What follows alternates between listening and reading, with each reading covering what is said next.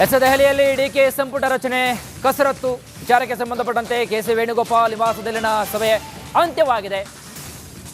Venugopal ನಿವಾಸದಿಂದ DK Shivakumar ಹಾಗೂ ನಿರ್ಗಮಿತ ಮುಖ್ಯಮಂತ್ರಿ ಸಿದ್ದು ಕೆಲವೇ ಕ್ಷಣಗಳಲ್ಲಿ ಎಐಸಿಸಿ ಅಧ್ಯಕ್ಷ ಮಲ್ಲಿಕಾರ್ಜುನ್ ಖರ್ಗೆ ನಿವಾಸದತ್ತ ನಾಯಕರು ಮುಖ ಮಾಡಿದ್ದಾರೆ.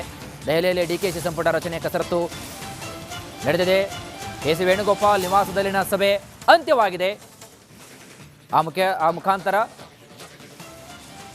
ಕ್ಲೋಸ್ ಔಟ್ ಮೀಟಿಂಗಲ್ಲಿ ಯಾವೆಲ್ಲ ನಿರ್ಣಯಗಳನ್ನು ತೆಗೆದುಕೊಳ್ಳಲಾಗಿದೆ ಎಲ್ಲವನ್ನೂ ಕೂಡ ಹೇಳಲಿದ್ದಾರೆ. ತಾವು ನೋಡ್ತಾ ಇದ್ದಾರೆ ದೃಶ್ಯಾವಳಿಗಳಲ್ಲಿ. ಸದ್ಯದ ಮಟ್ಟಿಗೆ ದೆಹಲಿಯಲ್ಲಿ ಡಿಕೆ ಶಿವಕುಮಾರ್, ಸಿದ್ದರಾಮಯ್ಯ, ವೇಣುಗೋಪಾಲ್ ಅವರ ನಿವಾಸದಲ್ಲಿರತಕ್ಕಂತಹ ಪ್ರಮುಖ ಸಭೆಯನ್ನು ಚರ್ಚೆ ಮಾಡಿ ಸಭೆಯಲ್ಲಿ ಸಾಕಷ್ಟು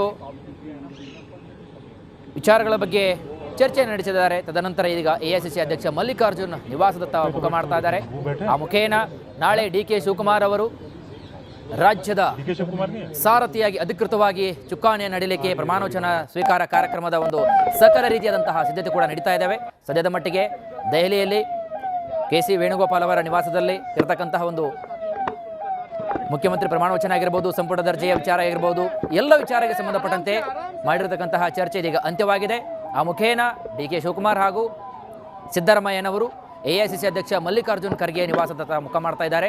ಸದ್ಯಕ್ಕೆ ತಾವು ನೋಡ್ತಾ ಇದ್ದಾರೆ ದೃಶ್ಯಾವಳಿಗಳು. ದೆಹಲಿಯಲ್ಲಿ ಇರತಕ್ಕಂತಹ